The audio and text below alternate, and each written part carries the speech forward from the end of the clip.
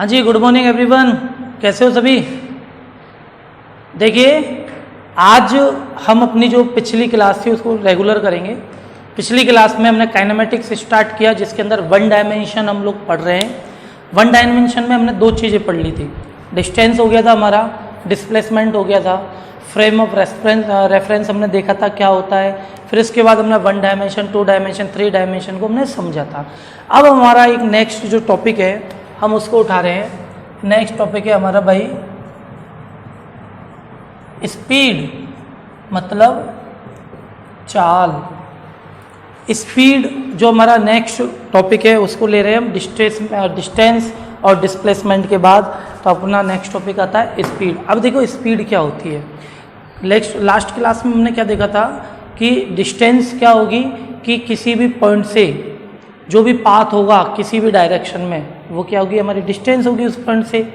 और डिस्प्लेसमेंट क्या था हमारा, इनिशियल पॉइंट और फाइनल पॉइंट के बीच का जो पाथ होगा या शॉर्टेस्ट डिस्टेंस होगी, दैट इज कॉल्ड डिस्प्लेसमेंट। अब हम स्पीड यानी कि चाल को देख रहे हैं। चाल क्या होती है भाई हमारी, किसी एकांक समय में, अगर हम समझना चाहें एक बार में डेफिनेशन, कि किसी एकांक समय में तय की गई जो दूरी होगी, किसी एकांक समय में तय की गई दूरी क्या कहलाएगी भाई, चाल कहलाती है। क्या कहेंगे उसको हम, चाल कहेंगे। यानी कि इसको अपन कैसे कह सकते हैं चाल को, कि किसी एकांक समय में तय की गई जो दूरी होगी क्या होगी भाई, चाल कहलाएगी। द रेट ऑफ डिस्टेंस, कैसे कहेंगे, the rate of distance covered with time and time is in a unit form, that is called speed. यानी कि समय क्या होना चाहिए, यूनिट, यानी कि इकाई। कह रहे हैं ना, इकाई समय में तय की गई दूरी क्या होगी, चाल होगी। कैसे, जैसे हम कह रहे हैं यहां से कोई पॉइंट ए है और ये पॉइंट बी है, या पॉइंट ए है, ये पॉइंट सी है, पॉइंट ए है, पॉइंट डी है, ये ई है, ये एफ है। यहां से ए से कोई पार्टिकल अपना मूव हो रहा है। अब हम कह रहे हैं ये 1 सेकंड ले रहा है, ये 1 मिनट ले रहा है, ये 1 आवर ले रहा है, 1 घंटे ले रहा है, जो भी है। यानी एकांक समय, अपना टाइम कितना होना चाहिए, यूनिट। तो इसमें जो भी डिस्टेंस होगी, डजेंट मैटर वो डिस्टेंस कितनी है, 5 किलोमीटर हो या 10 मीटर हो या 10 किलोमीटर हो, डजेंट मैटर डिस्टेंस कितनी हो, but time always be in a unit form. समय कैसा होना चाहिए, हमेशा एकांक होना चाहिए। तो इस एकांक समय में, यूनिट टाइम में जो डिस्टेंस ट्रेवल होगी वो क्या कहलाएगी, आपकी स्पीड, यानी कि चाल कहलाती है। अब हम इसके जो भी प्रॉपर्टीज हैं या जो भी इसकी पॉइंट है वो देखते हैं कि चाल जो है, स्पीड है, कौन सी क्वांटिटी होगी हमारी, बताइए, स्केलर होगी या वेक्टर होगी। क्या कहेंगे इसको, चाल को, स्केलर या वेक्टर। देखो फिर से वो स्केलर और वेक्टर वाली बात हो रही है कि वेक्टर क्या थी, डायरेक्शन और मैग्नीट्यूड, स्केलर ओनली मैग्नीट्यूड। अब चाल क्या है, देखो अब चाल हमने क्या कहा था, इधर भी चला गया, मैं इधर भी चला गया, इधर भी चला गया, कहीं भी चला गया, बस टाइम क्या यूनिट है। यानी कि डायरेक्शन डजेंट मैटर, डायरेक्शन कोई मैटर नहीं करती है। यानी कि जो हमारी स्पीड होगी, जो हमारी चाल होगी, कौन सी क्वांटिटी होगी हमारी, स्केलर, मीन्स अदिश राशि। कौन सी राशि होगी ये, स्केलर क्वांटिटी, यानी कि अदिश राशि होगी, कौन की, चाल। सिंपल है। अब यानी कि इसमें अपन को सिर्फ और सिर्फ किसकी जरूरत पड़ेगी, मैग्नीट्यूड की जरूरत पड़ेगी, डायरेक्शन की जरूरत नहीं पड़ेगी। सिंपल है। अब अपन देखें कि जो स्पीड है हमारी पॉजिटिव होगी या नेगेटिव में हो सकती है। जैसे अपन ने देखा था वहां कि जो डिस्टेंस क्या थी, ऑलवेज पॉजिटिव, सॉरी हाँ ऑलवेज पॉजिटिव, और डिस्प्लेसमेंट अपना नेगेटिव और पॉजिटिव दोनों हो सकता है। अब स्पीड क्या होगी, तो देखो स्पीड किससे रिलेटेड है, डिस्टेंस से। यानी कि ये ऑलवेज क्या होगी, ऑलवेज भी पॉजिटिव।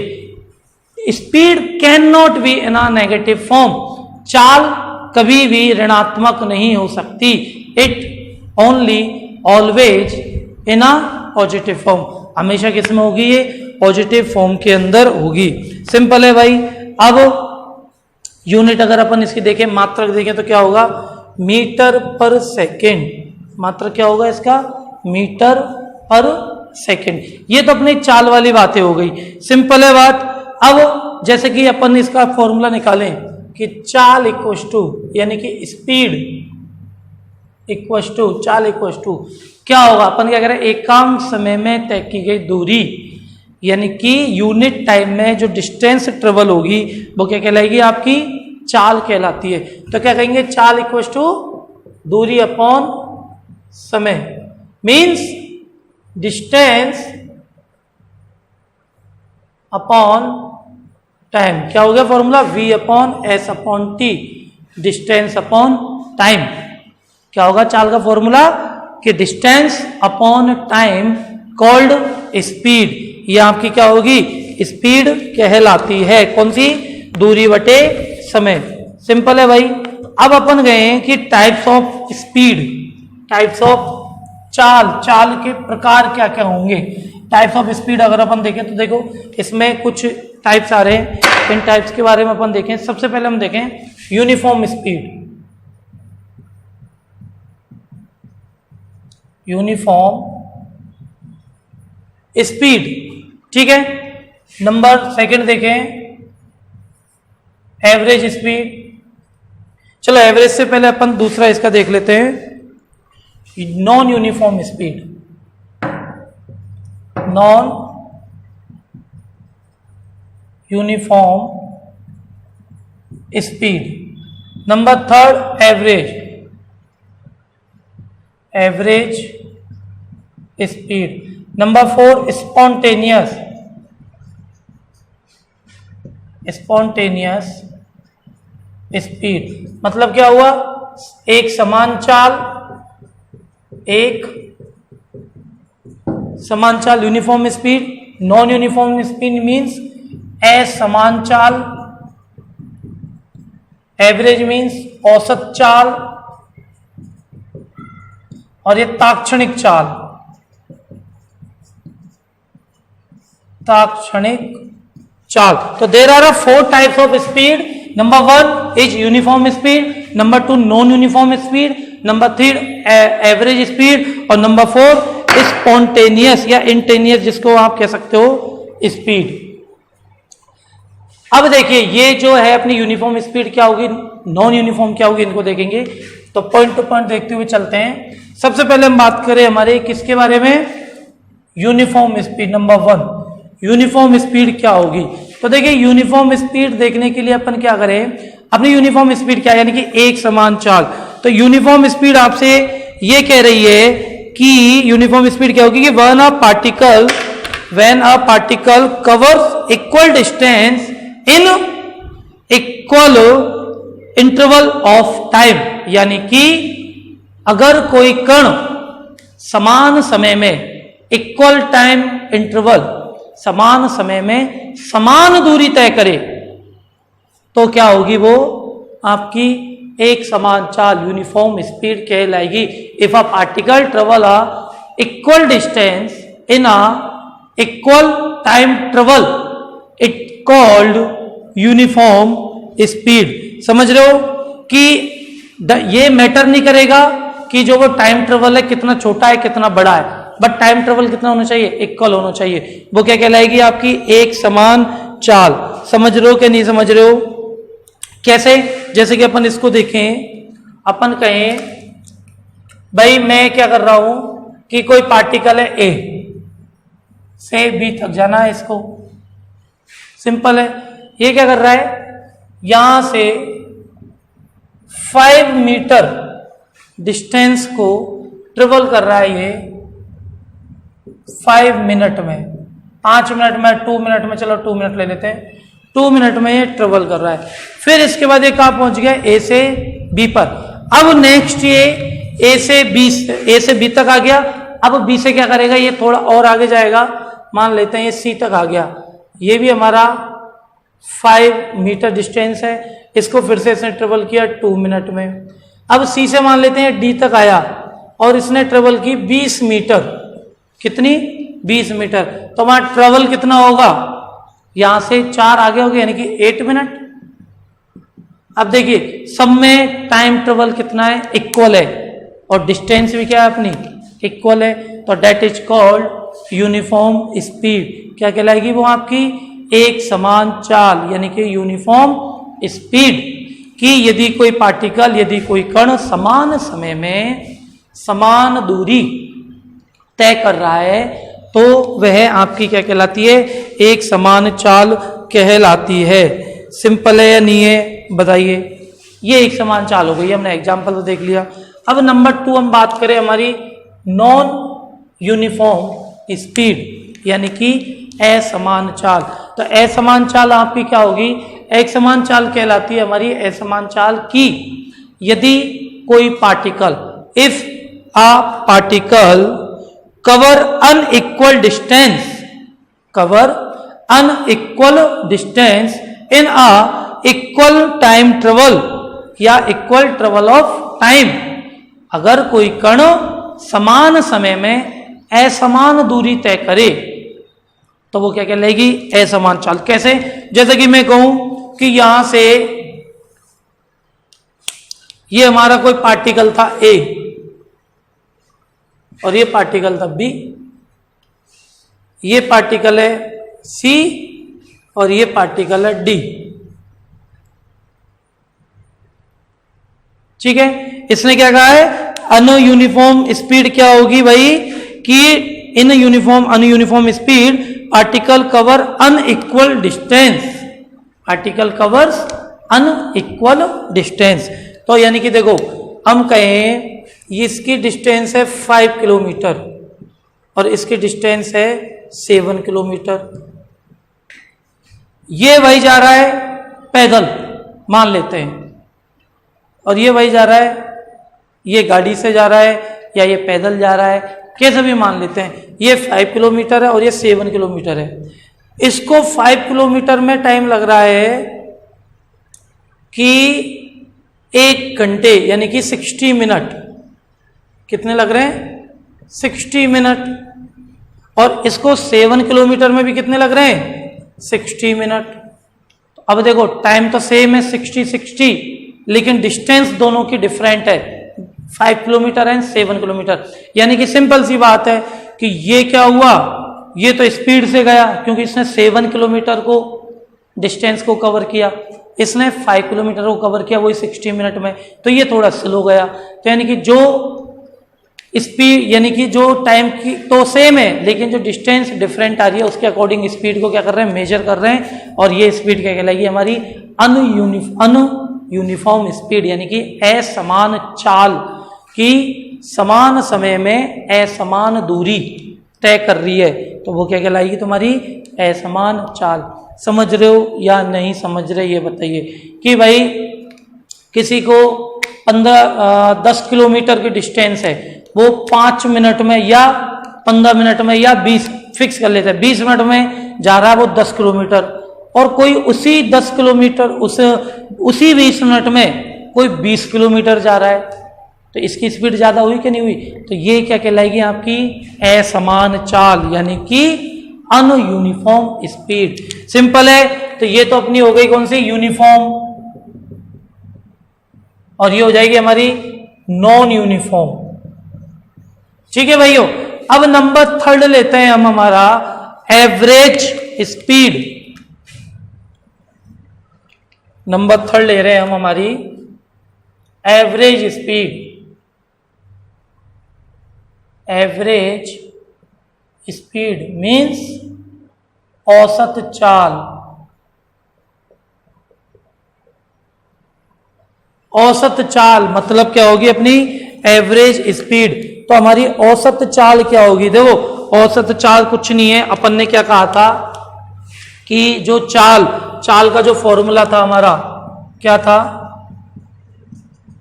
दूरी अपॉन टाइम की speed equals to distance upon time. ये आपकी चाल है, डिस्टेंस अपॉन टाइम। अब आपको क्या चाहिए, एवरेज स्पीड। तो देखिए अपन को मालूम है एवरेज जो हम निकालते हैं, एवरेज हमेशा क्या होता है हमारा कि जो भी टोटल होता है जिसकी भी हम बात कर रहे हैं उन टोटल का जो नंबर होगा वो क्या होगा आपका एवरेज कहलाता है। अब अपन क्या ले रहे हैं, एवरेज स्पीड। तो फॉर्मूला क्या है अपना, डिस्टेंस अपॉन टाइम। तो मैं इसको कर दूं कि total distance total distance upon total time called average speed. Total distance upon total time क्या कहलाएगा आपका? Average speed. कि कुल समय में कुल दूरी जो तय की जाती है वो क्या कहलाएगी? उनका फिर उनका क्या करेंगे कि कुल दूरी अनुपात या बटे कुल समय क्या होगी? औसत चाल। या ऐसे कह दो कि किसी कुल समय में की तय की गई कुल दूरी और कुल समय का जो अनुपात होगा वो क्या कहलाता है आपका? औसत चाल। सिंपल है। The ratio between total distance and total time called average speed.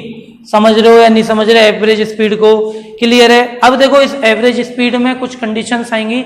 या पहले स्पॉन्टेनियस भी देख लेते हैं अपन, फिर उसके बाद सारी देख लेंगे एक साथ। या चलो इसके केस देख लेते हैं। एवरेज स्पीड क्लियर हुई कि क्या था? The ratio between total distance and total time is called average speed. अब देखिए यहां कुछ कंडीशंस हैं स्पीड को लेके। अब उन कंडीशंस को अपन को देखना है कि क्या क्या कंडीशंस होगी। कि केस नंबर फर्स्ट या कंडीशन नंबर 1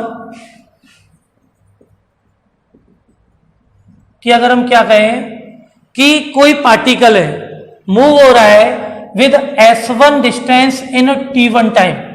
कि t1 टाइम में वो s1 डिस्टेंस को क्लियर कर रहा है, t2 टाइम में वो s2 डिस्टेंस को क्लियर कर रहा है। यानी कि कोई कण t1 समय में s1 दूरी तय कर रहा है, कोई दूसरा कण t2 समय में s2 दूरी तय कर रहा है। तो then the we have average speed is total distance s1 plus x2 upon total time t1 plus t2।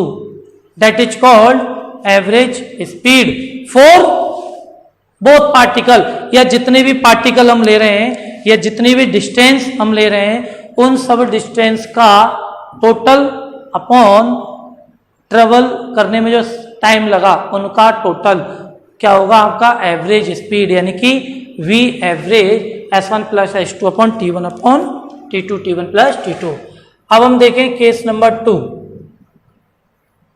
Case number second. तो ये क्लियर हुआ अपना। अब केस नंबर सेकंड में अपन थोड़ा सा ऐड कर देंगे कि अगर हम कह रहे हैं कि कोई कण है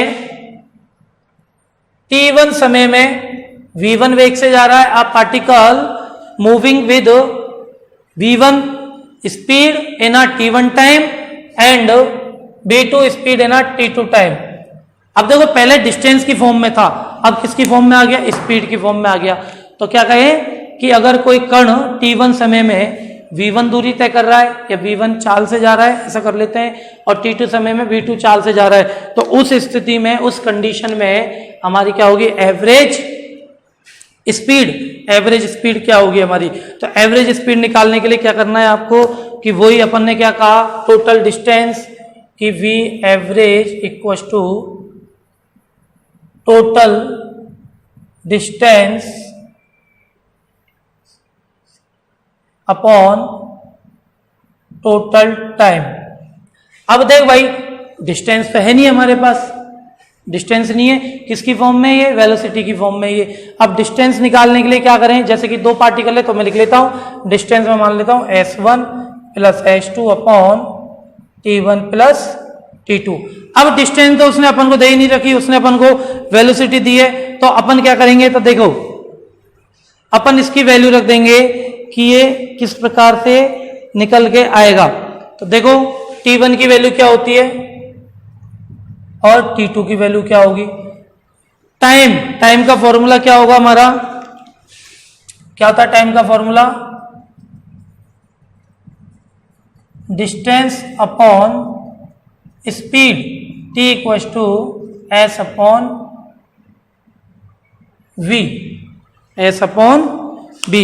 सिंपल है। तो देखो क्या आ जाएगा t1 की वैल्यू s1 अपॉन v1 और s2 अपॉन v2। इस वैल्यू को यहां रख दो तो क्या आ गया कि s1 plus s2 upon t1 की वैल्यू रखो s1 upon v1 plus s2 upon v2।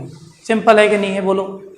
ये कब आ गया? V average when you have the time and velocity and you don't have the distance. तो उससे आप क्या निकाल सकते हो? एवरेज स्पीड को निकाला जा सकता है। तो एवरेज स्पीड क्या होगी इस कंडीशन में? S1 plus x2 upon S1 upon V1 plus S2 upon V2। समझ रहे हो या नहीं समझ रहे इस कंडीशन को? क्लियर है या नहीं है? अब देखिए नेक्स्ट कंडीशन देखते हैं अपन कि नेक्स्ट कंडीशन क्या होगी अपन की। ये तो हो गया अपना केस नंबर सेकेंड। अब नेक्स्ट केस देखते हैं, केस नंबर थर्ड। देखो केस नंबर थर्ड क्या कह रहा है हमारा कि अभी हमारे पास आ गया V average equal to S1 plus S2 upon T1 plus T2। ये अपने पास क्या आ गई? Average speed. और जब इसको इस फॉर्म में भी ले लिया, आगे भी ले लो कि V average equal to S1 plus S2 upon T1 की वैल्यू रख दो S1 upon V1 plus S2 upon V2। ये यहां तक अपन ने देख लिया। अब इसमें अगर वो कंडीशन रख दे अपन के सामने, क्या कि अगर उसने क्या कंडीशन रख दी कि इफ द डिस्टेंस इक्वल, यानी कि जो दूरी है, दूरी कैसी हो? समान हो। मतलब कि जो S1 और S2 की वैल्यू है क्या है? समान, इक्वल है। कि दो पार्टिकल जो मूव हो रहा है, जिस डिस्टेंस को वो ट्रेवल कर रहा है, पूरी कर रहा है जिस दूरी को, उन दूरियों का मान क्या हो? समान हो। If the distance are equal then V average equal to S1 S2 equal है, इसको मैं S के इक्वल ले लूं तो क्या आ जाएगा? 2S अपॉन यहां भी S upon V1 plus S upon V2। Simple है नहीं है? अब इसको सॉल्व कर लो। देखो 2S अपॉन V1 V2, यहां क्या आ जाएगा? S plus S V2 plus S V1। ये दिख रहा है सबको भाई कि क्या आ जाएगा? ये आपका 2S upon V1 V2 LCM ले लिया, क्या आ जाएगा? S V2 प्लस V2 किधर से गया? तो S V1 आ गया। अब क्या आ जाएगा? इसको अपन क्या लिख सकते हैं? देखिए इसमें क्या आ जाएगी चीजें अब अपनी, यहां देखिए ये इधर आ गया तो V average equal to 2S V1 V2 उधर गया अपना ऊपर, या क्या नीचे बच गया? इधर से S कॉमन ले लूं तो S कॉमन आगे क्या आ गया? V1 plus V2। S से S गया मामन के, तो V एवरेज इक्वल टू क्या बच गया? 2V1 V2 upon V1 plus V2। That is the average speed when particle move the या particle travel the same distance. अगर S1 S2 की वैल्यू है समान, तो इस कंडीशन में हमारी जो एवरेज स्पीड है क्या आने वाली है? 2V1 V2 upon V1 plus V2। अब आप यूं कहें, अपन अगर हम सोचें कि जरा हम ये कंडीशंस क्यों देख रहे हैं? देखो कंडीशंस, क्योंकि बात वही है, स्पीड निकालनी है। स्पीड क्या होता है? डिस्टेंस अपॉन टाइम है। लेकिन हम ये कंडीशंस क्यों देख रहे हैं? जब इसके अंदर काइनेमेटिक्स में या वन डायमेंशन में कई सारे न्यूमेरिकल आते हैं, तो ये न्यूमेरिकल आते हैं तो इसमें आपको ये सारी गणित निकालनी पड़ेगी। अगर वहां अपन को मालूम चल रहा है कि भाई इनकी डिस्टेंस क्या है? इक्वल है, तो सिंपल सा ये यूज में ले लेंगे अपन। ये वाली जो प्रॉपर्टीज है, ये वाली जो इसमें हमारी फॉर्मूला है कि 2V1 V2 अपन, जैसे कि उसने कहा कि कोई पार्टिकल है, पार्टिकल मूव कर रहा है 5 मीटर पर सेकेंड से कितनी डिस्टेंस को? 10 मीटर डिस्टेंस को, और एक पार्टिकल 10 मीटर पर सेकेंड से मूव कर रहा है उसी 10 मीटर को, यानी डिस्टेंस क्या हो गई अपनी? सेम हो गई। तो सिंपल ये फॉर्मूला लगाओ, सॉल्व करो। बार बार पूरी गणित गाने की अपन को जरूरत नहीं पड़ेगी कि अगर स्पीड अपनी सेम, डिस्टेंस अगर अपनी सेम है तो उस डिस्टेंस से अपन इस चीज को निकाल सकते हैं। क्या आ जाएगी कि 2V1 V2 upon V1 plus V2 is called V average when the distance are equal. समझ रहे हो कि नहीं समझ रहे बात को? क्लियर है? कोई परेशानी है? तो हमने इसके 3 केस देखे स्पीड के अंदर, कि नॉर्मल वाला जब अपन को वेलोसिटी की फॉर्म में हो और जब अपनी डिस्टेंस क्या हो अपनी इक्वल हो। तो इन सारी केस को अपन ने देख लिया, सिंपल है। तो ये अपनी 3 स्पीड हो गई। कौन कौन सी स्पीड हो गई अपनी? एक तो हो गई भाई अपनी यूनिफॉर्म, एक हो गई नॉन यूनिफॉर्म, थर्ड हो गई अपनी एवरेज स्पीड। अब नेक्स्ट 4 इंटेनियस या स्पॉन्टेनियस स्पीड। अब इसको देखना है अपन को, स्पॉन्टेनियस या इंटेनियस स्पीड अपनी क्या होगी।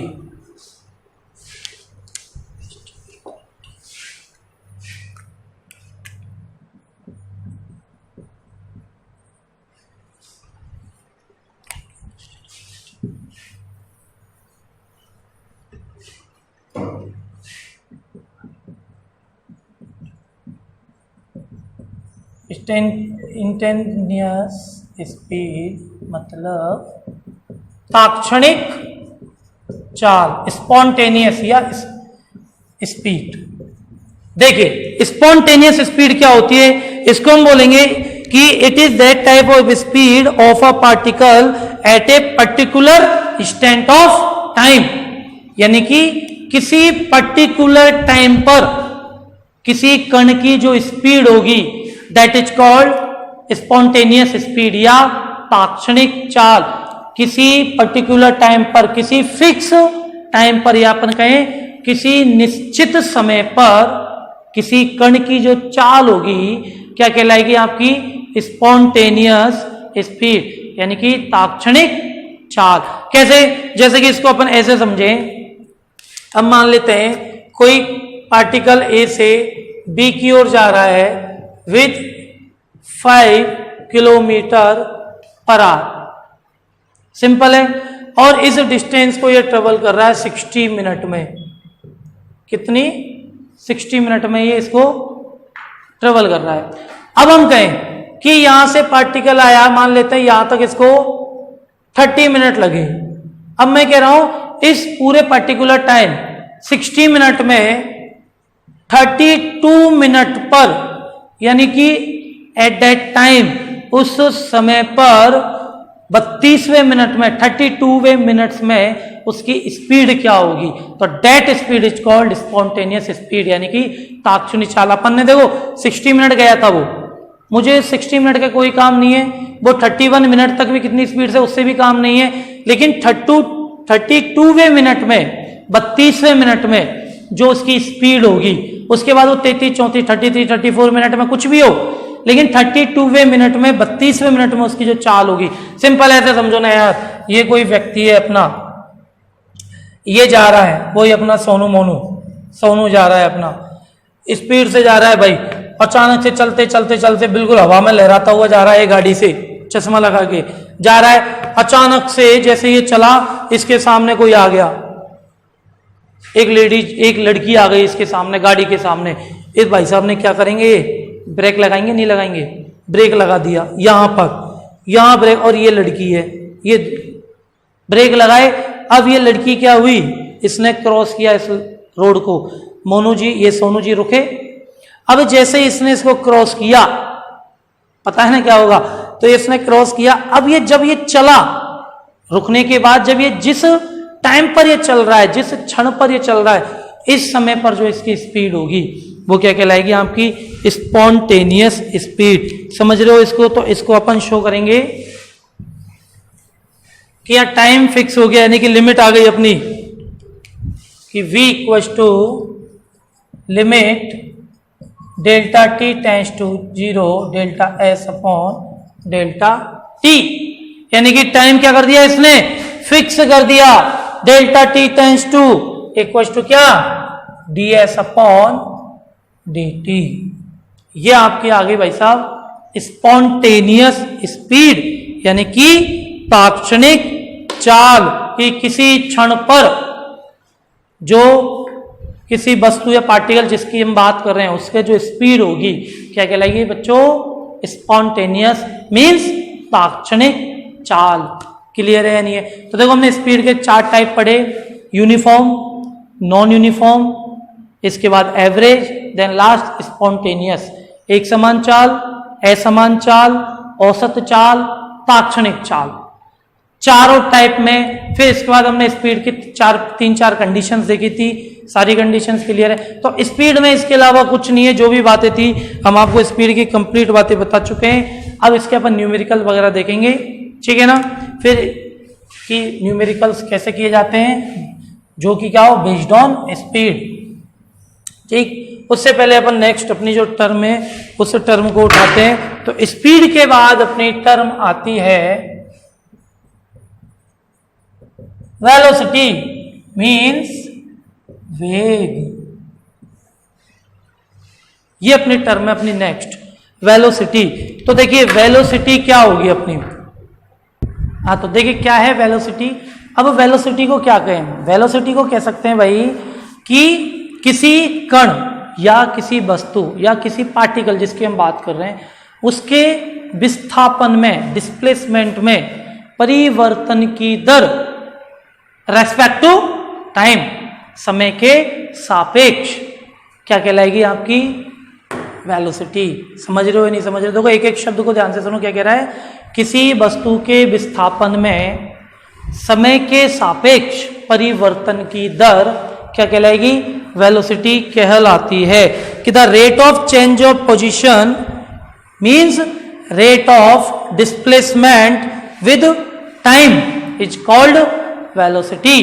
कि change in displacement respect to time क्या होगा आपका, वेलोसिटी कहलाती है। मींस हम लिख सकते हैं velocity equals to displacement upon time, या कह सकते हैं change in displacement, change in displacement upon time. इसको हम लिख सकते हैं velocity x2 minus x1 upon t2 minus t1, की change in displacement upon change in time. Simple है। अब इसको इस प्रकार से भी शो किया जा सकता है कि v equals to dx upon dt, dx upon dt की change in displacement upon dt respect to time called velocity. अब देखिए अगर हम बात करें कि हमारी स्केलर होगी या हमारी वेक्टर होगी, तो सिंपल है, जब हम किसकी बात कर रहे हैं, वेलोसिटी की बात कर रहे हैं, वेलोसिटी के अंदर कौन आ रही है अपनी चेंज इन डिस्प्लेसमेंट। तो स्केलर या वेक्टर यानी कि जो वेलोसिटी है तो एक फिक्स डायरेक्शन चाहिए कि नहीं चाहिए, तो that is vector quantities, vector quantities. अब वेक्टर क्वांटिटीज है, सेम डायरेक्शन है, तो बताइए ऑलवेज भी नेगेटिव एंड पॉजिटिव या बहुत कंडीशंस आर अप्लाई, कि ये पॉजिटिव भी हो जाएगा और नेगेटिव भी हो जाएगा। कौन, वेलोसिटी। सिंपल है। अब हम इसकी यूनिट की देखें, मात्रक वही मीटर पर सेकंड। ये क्या होगा आपका वेलोसिटी का मात्रक मीटर पर सेकंड, किसमें, इन एसआई। अलग अलग देख लो, ये एसआई हो जाएगा, और सीजीएस में अगर हम कहें तो सेंटीमीटर पर सेकंड इन सीजीएस, और ऐसा यूनिट क्या होगी इसकी, मीटर पर सेकंड। सिंपल है। और वैल्यू ऑफ वेलोसिटी, देखो जो कंडीशन हम बात कर रहे हैं पॉजिटिव नेगेटिव की, कि value of velocity may be positive, may be negative, may be zero, कुछ भी हो सकती है। कि value of velocity may be positive, negative and zero, यानी कि वेग का मान ऋणात्मक, धनात्मक और जीरो, कुछ भी पॉसिबल है, कुछ भी हो सकता है। सिंपल है। और डायरेक्शन ऑफ वेलोसिटी, इसका ध्यान रखना, सबसे इंपॉर्टेंट चीज, कि डायरेक्शन ऑफ वेलोसिटी यानी कि वेग की जो दिशा होगी वो हमेशा क्या होगी, डायरेक्शन डिस्प्लेसमेंट, यानी कि जो विस्थापन की जो दिशा होगी उसी दिशा में डायरेक्शन ऑफ वेलोसिटी होगी। तो direction of velocity is always in the direction of displacement, यानी कि जो डिस्प्लेसमेंट की जो डायरेक्शन होगी उसी में हमेशा अपने क्या होगी, डायरेक्शन ऑफ वेलोसिटी। सिंपल, समझ रहे हो नहीं समझ रहे, देखो ये बहुत काम का है अपना वेलोसिटी। तो क्या हुआ, वेलोसिटी क्या है, change in displacement respect to time. क्या कह सकते हैं हम इसको, x2 माइनस x1 या t2 माइनस t1 या फिर dx अपॉन dt। dx क्या है, change in displacement, dt respect to time. और वेक्टर है या स्केलर है हमारी, वेक्टर क्वांटिटीज है कि वेलोसिटी में भी पॉजिटिव, नेगेटिव और जीरो कुछ भी हो सकती है। और वेलोसिटी जो डायरेक्शन होगी क्या होगी, डायरेक्शन इन डिस्प्लेसमेंट, जो विस्थापन की जो दिशा होगी वही क्या होगी, हमारी वेग की दिशा होती है। सिंपल है। अब इसके भी हम वही टाइप देखेंगे कि क्या क्या टाइप हो सकते हैं इसके। तो देखिए जो स्पीड में हमने देखे थे वो कि वही चारों टाइप यहां देखने अपन को। तो अपना पहला आता है वेलोसिटी की, अपन जो बात कर रहे हैं कि जैसे कि स्पीड में अपन ने कौन कौन सी देखी थी, uniform speed, non uniform speed. तो इसी प्रकार से अपन देख लेंगे यूनिफॉर्म वेलोसिटी मीन्स एक समान वेग। अब देखो एक समान वेग, तो यूनिफॉर्म वेलोसिटी क्या होगी कि a particle have uniform velocity if magnitude, दो चीजों की वेक्टर क्वांटिटीज है तो वेक्टर में मैग्नीट्यूड और डायरेक्शन तो आने ही आने, if magnitude and as well as direction.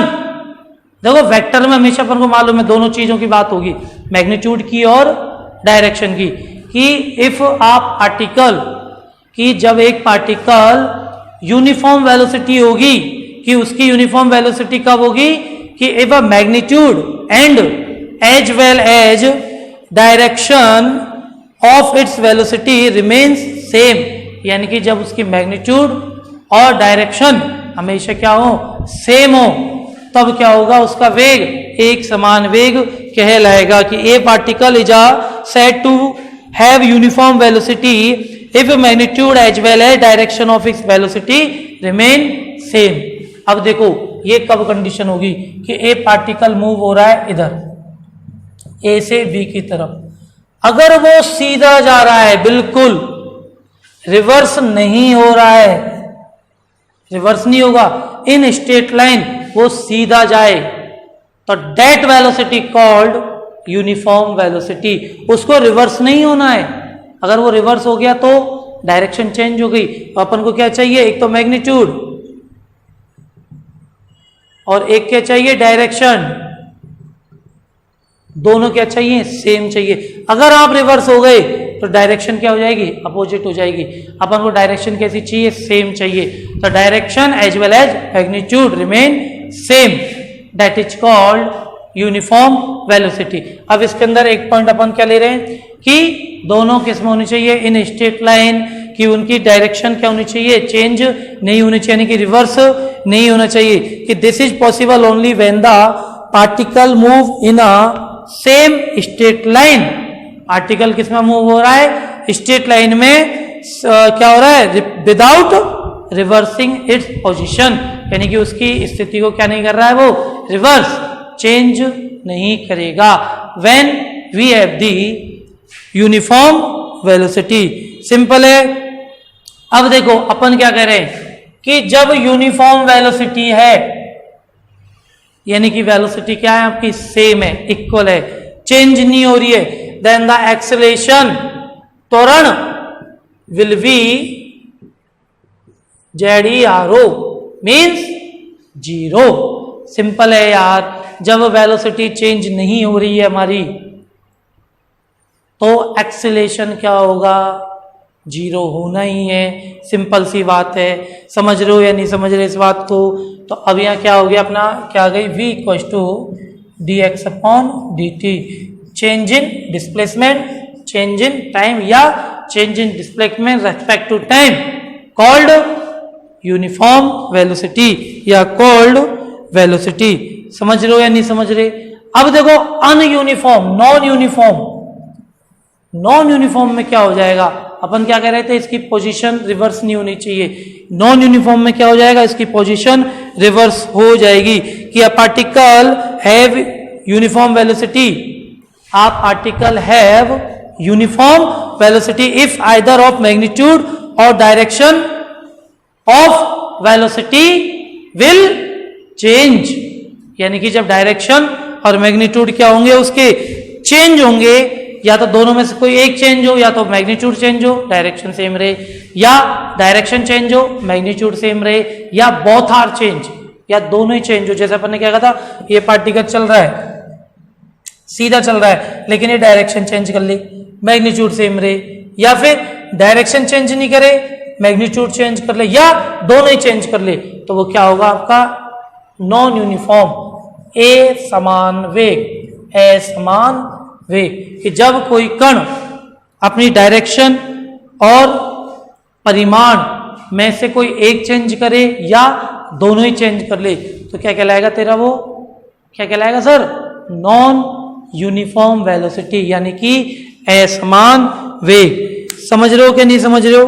और जब अब देखो यहां अपन ने क्या की थी, याद रखो, अपन ने क्या कहा था कि जो वेलोसिटी है, वेलोसिटी क्या है, यहां पर चेंज नहीं थी अपनी, तो त्वरण क्या था, acceleration will be 0 when velocity not change, but in a non uniform velocity, असमान वेग में the velocity will be change, and if velocity change then we generate the, या फिर if velocity will change then the must be acceleration will be generate. तो त्वरण क्या होगा, उत्पन्न होगा जब कब, जब वेग का मान चेंज हो रहा है तो त्वरण उत्पन्न होगा, नहीं होगा, बिल्कुल होगा।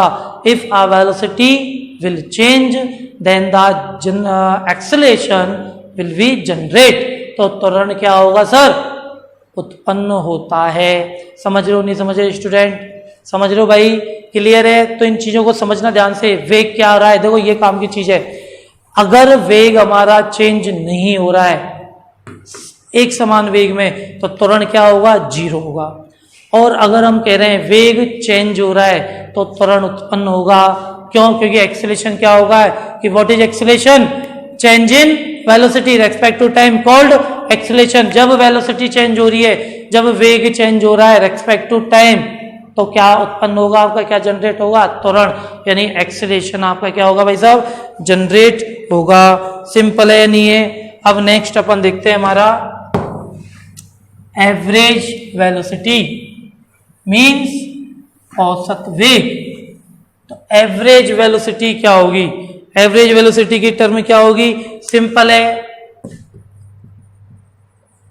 एवरेज वेलोसिटी क्या होगा, वही टोटल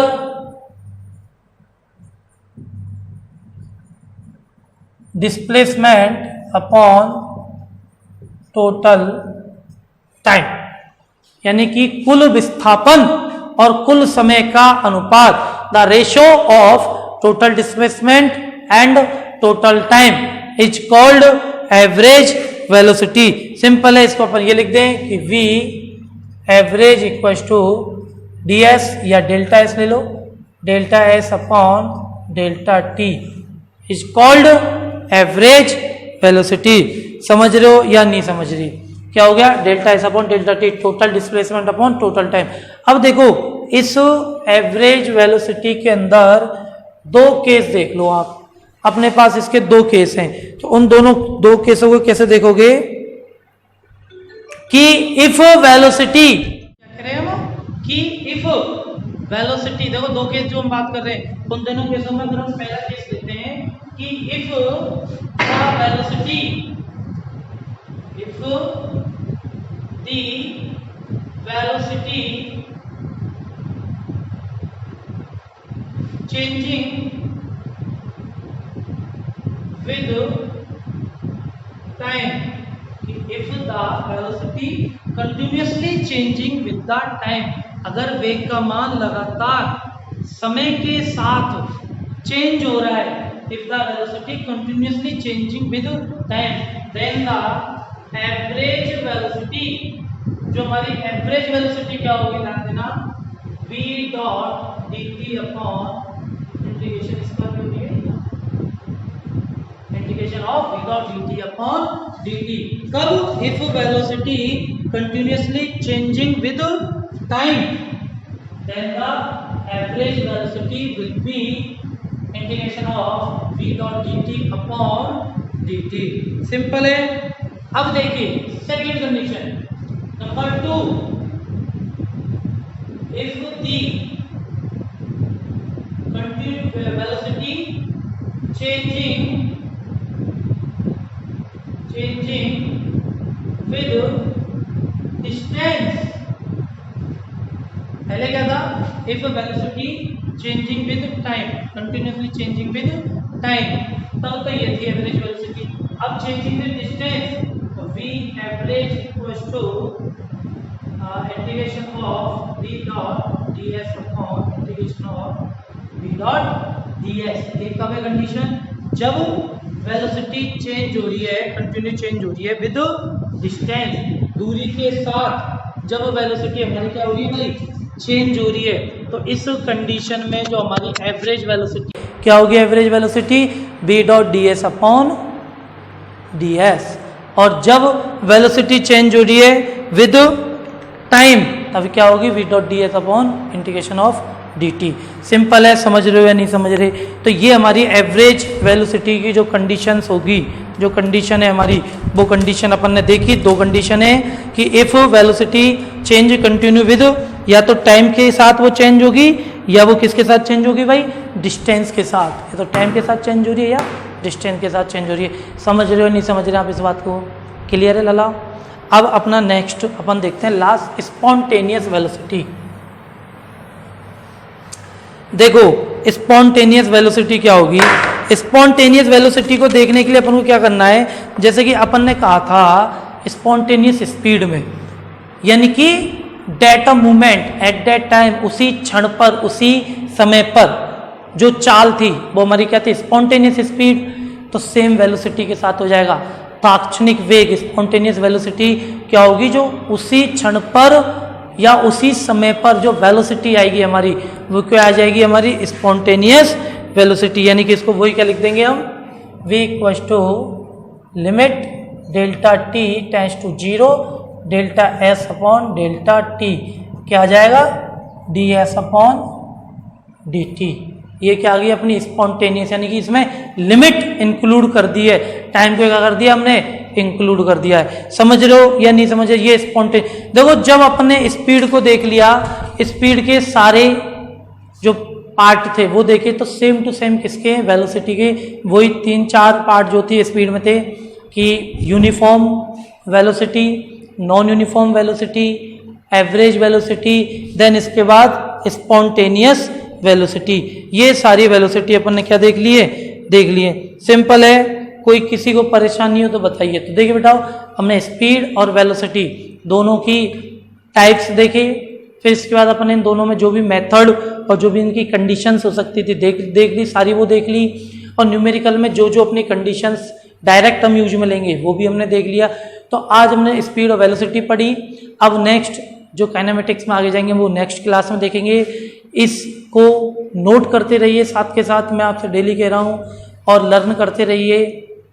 सिंपल है. अब कहीं कोई दिक्कत आए तो हम बैठे हैं यहाँ पे, हमें बता सकते हो आप. ठीक है ना? अच्छे से पढ़िए. जो जो आपको समस्या है आप मुझे बताइए. जैसे कि आपके जो भी मैसेज आ रहे हैं उस प्रकार से आप जो भी समस्या है मैसेज कर दीजिए मुझे. जो भी बात है बता सकते हो.